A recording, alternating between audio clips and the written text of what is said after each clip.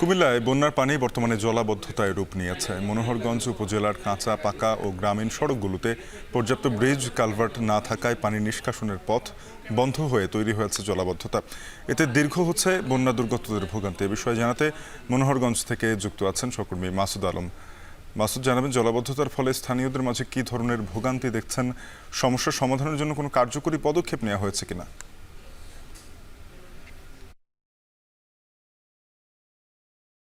ছাপিন আজকে প্রায় ২০ দিন যাবৎ কিন্তু এই জনপদের মানুষের ভোগান্তির আসলে শেষ নেই। তারা বলছেন যে তারা অতীতে এই ধরনের দীর্ঘস্থায়ী বন্যা কখনো দেখেননি। এই বন্যার পানি এখন জলাবদ্ধতায় রূপ নিয়েছে।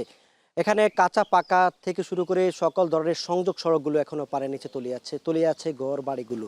তারা এখনো বিভিন্ন উঁচু স্থানে আশ্রয় নিয়েছেন এবং আশ্রয় কেন্দ্র থেকে মানুষ এখনো তাদের ঘর বাড়িতে ফিরতে পারেনি। তবে তারা প্রস্তুতি নিচ্ছেন এই পানির মধ্যেই তারা তাদের যে ঘরবাড়িতে ফেরার জন্য। আমি আসলে কথা বলেছি এখানকার যিনি নির্বাহী কর্মকর্তা রয়েছেন, উপজেলা নির্বাহী কর্মকর্তা, ওনার সঙ্গে কথা বলেছি। উনি আমাদেরকে জানিয়েছেন যে পানি উন্নয়ন বোর্ডের সঙ্গে তারা কথা বলেছেন কোন কোন জায়গায় আসলে পানি নিষ্কাশনের পথগুলো ছিল সেগুলো বন্ধ হয়ে আছে কিনা। একই সঙ্গে আমরা এখানকার স্থানীয়দের সাথে কথা বলেছি, তারাও বলেছেন যে পানি যে নিষ্কাশনের যে পথগুলো ছিল সেগুলো কিন্তু বন্ধ হয়ে আছে। তবে এই পথগুলো খুলে দেওয়ার জন্য আসলে কোনো ধরনের উদ্যোগ কিন্তু আসলে নেওয়া হচ্ছে না পানি উন্নয়ন বোর্ড থেকে বা উপজেলা নির্বাহী কর্মকর্তা বা উপজেলা প্রশাসনের পক্ষ থেকে।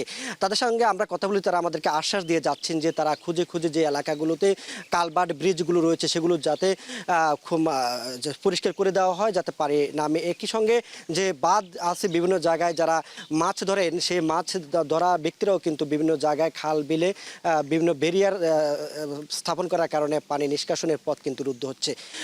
তো আমরা যেখানে রয়েছি এটি হচ্ছে কুমিল্লা মনোহরগঞ্জ উপজেলার একটি বাড়িতে। এই বাড়িতে এখন পর্যন্ত ৪-৫ পানির নিচে তলিয়ে আছে। ঘরের ভিতরে কিন্তু এখনো পানি নিমজ্জিত অবস্থায় রয়েছে। একই সঙ্গে যে তারা বলছেন যে তারা এখন একেবারেই যে বিভিন্ন ধরনের রোগ আক্রান্ত হচ্ছেন, একই সঙ্গে বিশুদ্ধ পানির সংকট রয়েছে, তাদের ত্রাণ সংকট ব্যাপক হারে রয়েছে। একই সঙ্গে আমরা দেখছি তাদের যে গবাদি পশুগুলো রয়েছে সেই গবাদি পশুগুলো কিন্তু অন্যের বাড়িতে রেখে এসেছেন। তবে খাদ্য সংকটে রয়েছে, যে গবাদি পশুর যে খাদ্য সংকট তৈরি হয়েছে এতে কিন্তু তারা এই যে গবাদি পশু নিয়ে একেবারে বিপাকে রয়েছেন। যে খড়ের যে আপনার যে একটি স্তূপ দেখা যাচ্ছে সেটাও কিন্তু একেবারে বৃষ্টির পানি এবং জলাবদ্ধতার পানিতে কিন্তু পচে গেছে।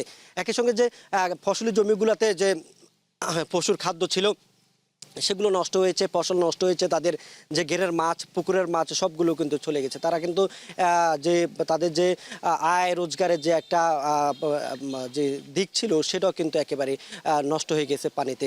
তো তারা বলছেন যে যদি খুব দ্রুত গতিতে যদি আসলে এই পানি নিষ্কাশনের পথ যদি খুঁজে না বের করা হয় তাহলে তাদের ভোগান্তি কিন্তু আরও বাড়বে। গত 19 আগস্ট থেকে কিন্তু এই উপজেলা প্লাবিত হতে শুরু করে। তবে এই উপজেলায় কিন্তু আপনার যে একটু জলা অঞ্চল সবার কাছে পরিচিত জলা অঞ্চল নামে। তবে তারা বলছেন যে তাদের কাছে আসলে বন্যা সবসময়, কারণ বর্ষা হলে এই উপজেলাটা পানিতে নিমজ্জিত হয়, যার কারণে তাদের কাছে আসলে বন্যা খুব